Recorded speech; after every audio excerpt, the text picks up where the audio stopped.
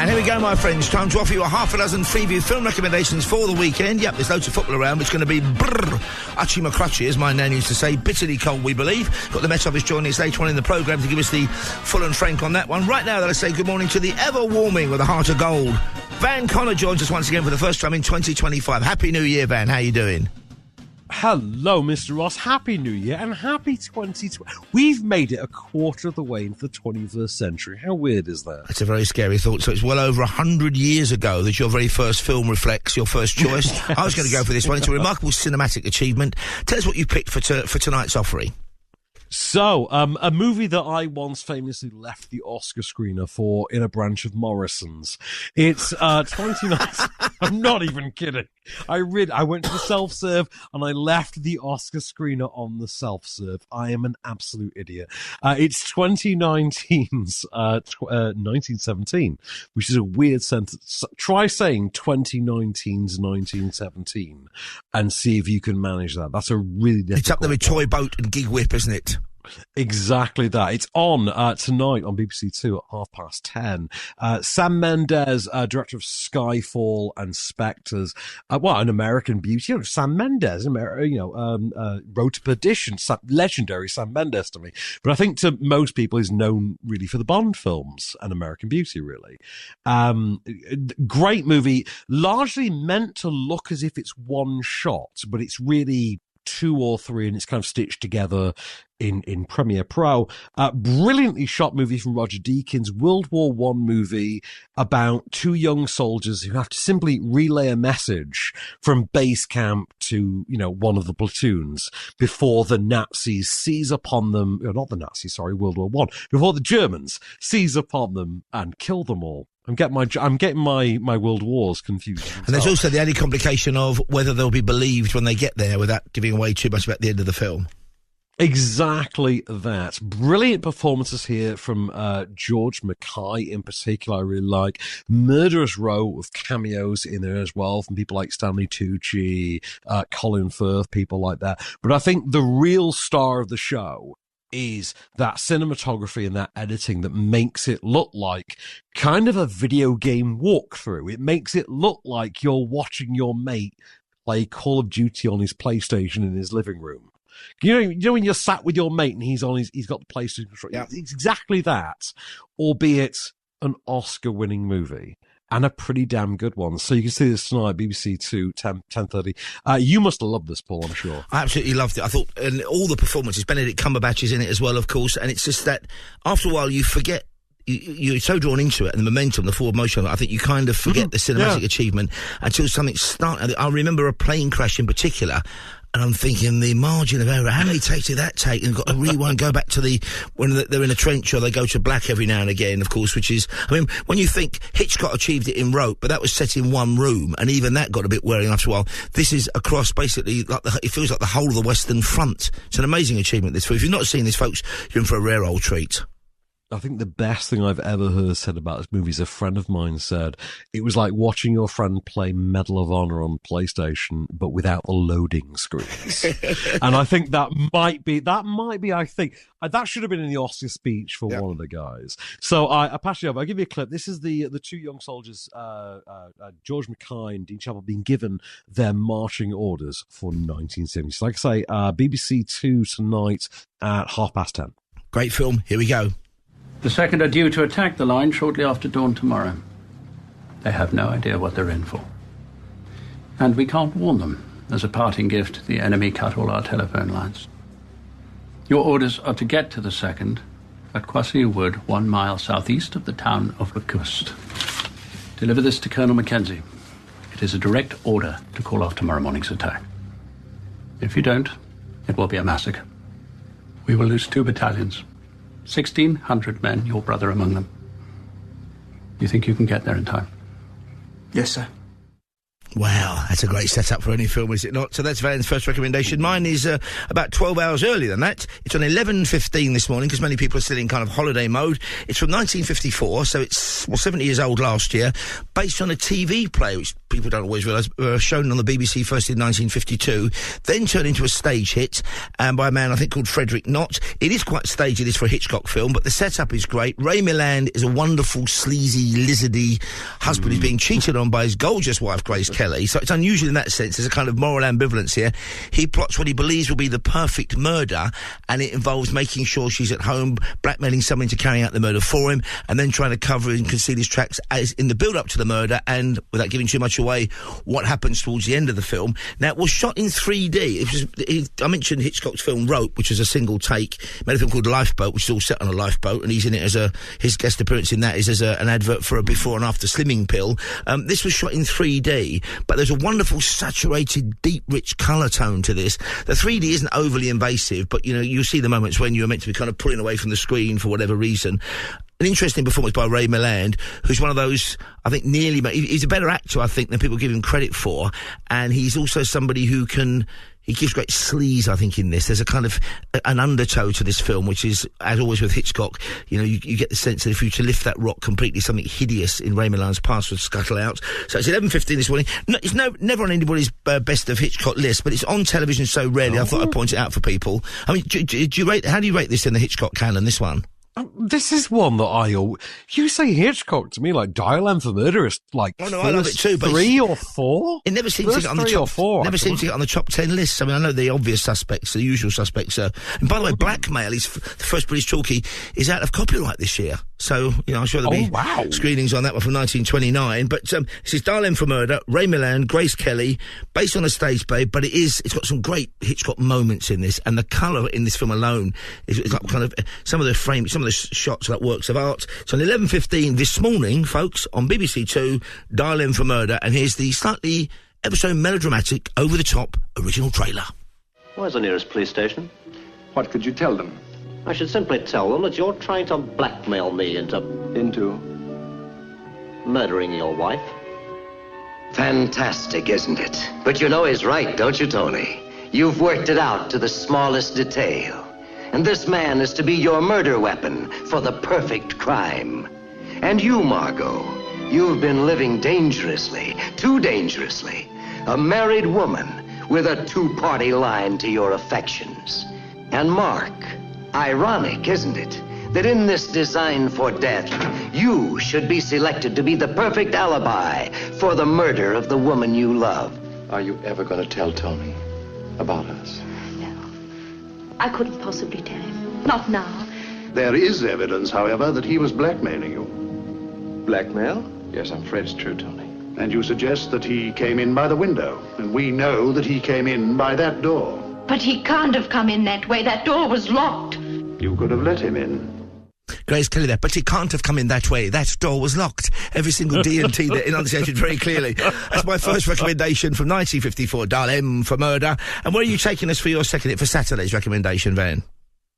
Well, I think for Saturday, I'm going to take you, to be honest, to Suburbia, I think Suburbia is, pretty discreet, courtesy of none other than Bob Odenkirk to be honest, he's mostly known now for Breaking Bad, for Better Call Saul, and for being Saul Goodman in Breaking Bad. And this is the movie that basically takes an actor who is known for comedy and drama and puts him in an outright action role. And the results are absolutely brilliant. It's Nobody, and it's great film. It's such a great film. It's brilliant, isn't it? Yeah. It's from the people that made John Wick. Yeah. Apparently, it's part of the universe. I don't know how that fits in, because there's a gold coin here and there that kind of like canonically ties it in. Apparently, this is all going to pay off somewhere. I don't quite know how. I'm waiting for the trilogy. I'm waiting for the next one.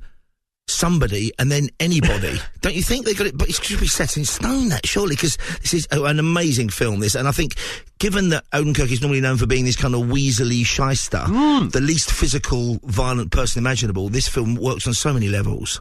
Well, I mean, funnily enough, the sequel, Nobody 2, I mean, which is a lazy title, if you ask me. I mean, anybody would be a better title than Nobody. Nobody, Somebody, Anybody is the trilogy. You and I know it all. But it's apparently number 2 it's either been filmed or it's wrapped right now. Like, it's been in the news this past week. So we have got more to come. This is set in the world of John Wick. He's about, literally, a nobody, a factory working accountant, played by Bob Odenkirk, whose home is invaded. He sort of lashes out for revenge, and this leads to the uncovering of a completely unknown, hidden past that maybe makes him less than nobody, and possibly somebody. So I've got a clip for you. So this is on Saturday night, 9:10 on Channel 4. This is our nobody locking his family in the basement when the everybodies come to get him. Here we go. Hey, how about we all head to Italy this summer? We've always talked about going back. It would be wonderful. Because, you know, Rome is where Mom and Dad met. You know, Mom and Dad fell in love. Possibly one of the children... Everybody get to the basement. What? Right now. Let's go. Move. What is Move. Dad, what right what's now. Happening? Hutch, you're Move. scaring me. Go. What is going on? Get the door, son. Is this a game? Yes, is this a game, Hutch? I like games. Hutch, what is happening?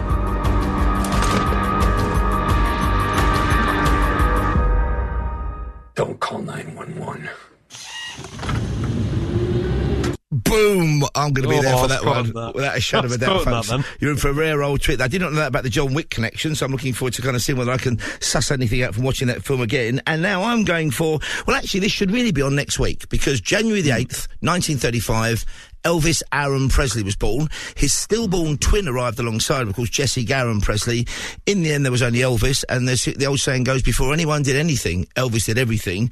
All day Saturday, BBC Two, I think from early doors, are showing Elvis Presley movies. They've got G.I. Blues, they've got Blue Hawaii, they've got Jailhouse Rock. They're also showing the comeback special, which did get a limited cinematic release about 10 years ago, so I'm going to make that my choice. But it's Elvis Day in advance of his 90th birthday, and of course he shared his birthday with David Bowie, who was younger than him, but, and died tragically young as well, comparatively. So I'm going to go for the comeback special from 1968. Elvis had made a gazillion movies, some okay, some terrible. They got increasingly terrible, but he's still getting $1 million a movie, of which the Colonel was getting 25%, of course.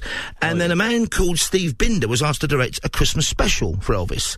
Colonel Tom wanted him in a kind of cutesy jumpers, singing Christmas carols and singing, "Santa, bring my baby back." Steve Binder, whom I've interviewed a couple of times now about this, he also directed the Star Wars TV special, Steve Binder.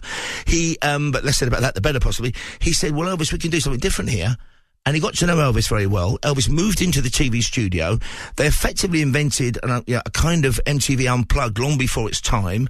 There's a recreation of Elvis's Jailhouse Rock, which follows this screening, which is on 8:20 tomorrow night. I mean, it's an amazing show. He's loony. He wears a black leather suit, looking fantastic, keeping the weights well off. He wears a white suit at the end when he sings "If I Can Dream," and that is an amazing song that Steve Binder commissioned to have written especially for Elvis. Great producer, this guy, because he said, I took it from various things that Elvis had said. Maybe lights burning brightly somewhere, if I can dream of a better land. And they put that into an amazing song, which is the climax of the comeback special. It was an amazing comeback special. He made a few more movies after this, but not many, thankfully. Went back to Vegas, stormed up the world of Vegas, and then did the Aloha from Hawaii, and then other issues took over, increasing dependency on prescription drugs. But this is Elvis at his 1960s absolute finest, in the black leather, in the white suit, recreating some of his biggest hits, looning around, goofing off, as he used to say. The Memphis Mafia feature in it as well. It's on 8:20 tomorrow night, an early birthday treat for Elvis, who would have been 90 years old, I believe, on Wednesday, is the 8th. And here it is, Elvis Presley, the comeback special. Make sure you catch this one, because it was, after all, and always will be, the king. Well, it's a one for the money. By the late 1960s, 2 for show. Elvis had become irrelevant. 3, get ready now, go. He could see the music industry passing him by. I was hired to direct a TV special that would resurrect his once great career. This special was going to be his make or break special. He was scared to death. It's a great American original finding himself again. F. Scott Fitzgerald in The Great Gatsby said there are no second acts in American life. he was stupid for saying that, because it's all about the comeback, isn't it? Frank Sinatra had the comeback, Elvis had the comeback, and it's a remarkable moment in television history and in rock and roll history. So, will you be watching this one again, Van, or are you Elvised out, do you think? I'm a very big fan of the comeback special. I watched this a fair few times when I was a kid. So I used to watch my grandmother, and then I didn't see it for a long time, and then I saw Baz Luhrmann's Elvis. Yeah. When they restage it, and I got really nostalgic for it, and I actually went back and watched it again. I think by that point as well, they'd reissued it in 4K. That's right. So yes. I got to watch it a whole new way, and it was a really interesting experience. It was just a great experience to see that just played in a whole new way. And my final recommendation is for Sunday. It's a classic, I think, on a very chilly Sunday afternoon. ITV1, 20 to 2 in the old money, 1:40pm. It's from 1985, so this film, unbelievably, is 40 years old this year. It's The Goonies, which is the Richard Donner directed, Steven Spielberg produced kids' adventure film, not kiddies adventure film.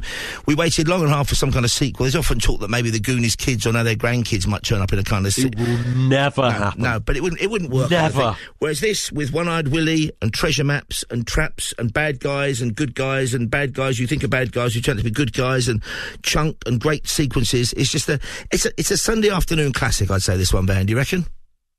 I think so. Do you know what? The Goonies is one of just the definitive works of cinema. There is no reason whatsoever not to make 1 billion sequels out of the Goonies.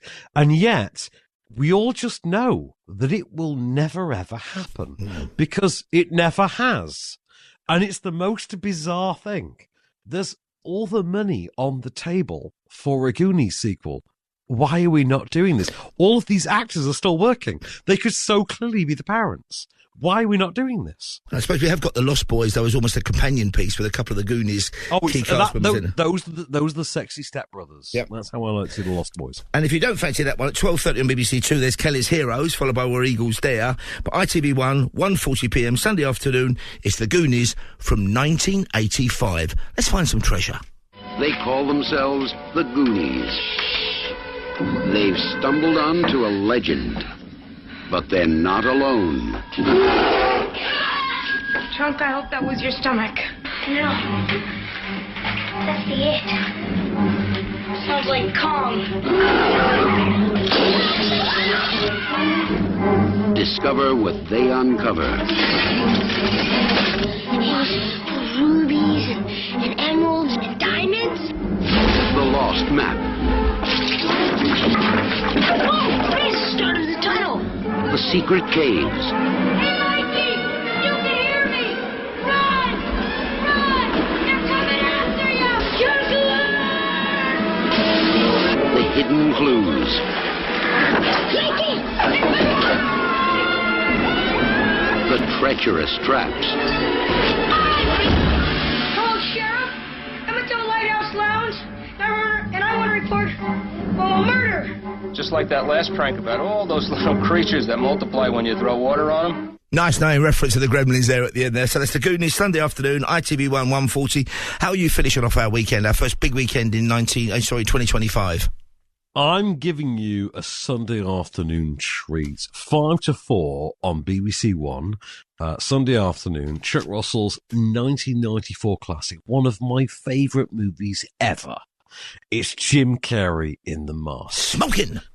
Exactly. See, there you go. You got it right in one, Paul. You knew the right response.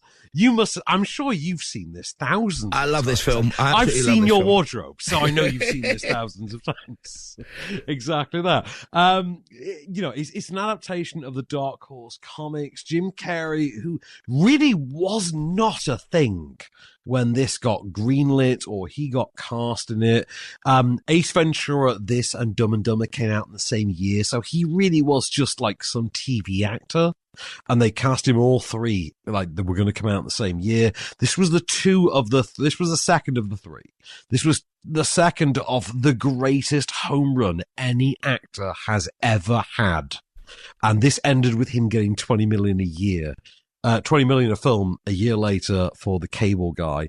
It's a great movie. He's a mild-mannered bank teller who finds a wooden mask in a lake one night. He's such a hapless, passive-aggressive, like, let's everyone walk all over him type guy, meets the girl of his dreams, falls in a lake and finds a wooden mask that makes him the guy he always wanted to be. And I think that's a narrative we can all relate to. Who wouldn't want to be Loki, the night god, with a green face and a bright yellow zoot suit and a matching hat? I mean, that's all the powers of Tex Avery. Yeah. Exactly that. Yeah, who wouldn't want to be like 1940s animation incarnate? Brilliant movie. It's on, Sunday afternoon at 5 to 4. It's a great movie, and you know what? It holds up. Like the special effects. Have you seen this recently, Paul? Not for about 4 or 5 years, I don't think. It came out on maybe Blu-ray or something. I picked it up on, and it's just a great film, this, though, isn't it? And his performance is astonishing. It's like Jerry Lewis, as you say, meets Tex Avery. Exactly that. It's very Jerry Lewis inspired. But it's the fact the CGI is very dated, but it somehow sort of works given the animation styles. It still holds up. 5 to 4, Sunday afternoon, BBC One. I give you The Mask. Brilliant stuff. Really big sunglasses. Bicorn. Smallmouth bass. Wow. Bowling pin. Mousetrap. Rubber chicken. Little to the left. That's it. I don't know. Funny eyeball glasses. I've never seen those before in my life. Bazooka. I have a permit for that. Picture of Kellaway's wife. What? Uh-oh. Margaret! You son of a... Jeez, I figured you had a sense of humor. After all. You married her! Ah! That's gotta hurt. Get him! That's got to hurt. Not even Ed Balls doing The Mask on Strictly Come Dancing could ruin that film. Well, that was. I'm not going to lie to you, Paul. Through that entire clip, I was quoting along. Like I was on mute, and my mic was muted, and I was absolutely loudly quoting along with "You married her." That's got to hurt. Great stuff. Yep. Huge thanks, listen, for all your help last year and support, and we're going to keep this going throughout the new year, of course. So we've got 3 recommendations for Van, 3 for me. You pays no money, but you makes a choice. And Van, is your off-screen podcast dropping this morning? Or you're taking a week off? We are off until next week when we get the absolute delight of Nicole Kidman's Baby Girl, which I'm very looking forward to. And in the meanwhile, I am just focusing entirely on my end of year cinema special. And is that done and ready? Can we see that yet? You will be able to see that by the end of tomorrow. I will be able to. I'm 98% of the way through it. Marvellous stuff. We shouldn't keep you from it any longer then. Van Connor there, the main man, talking to me, Paul Ross, and you guys on talkSPORT and on Talk, where for the time being, we're smoking, but that's a wrap.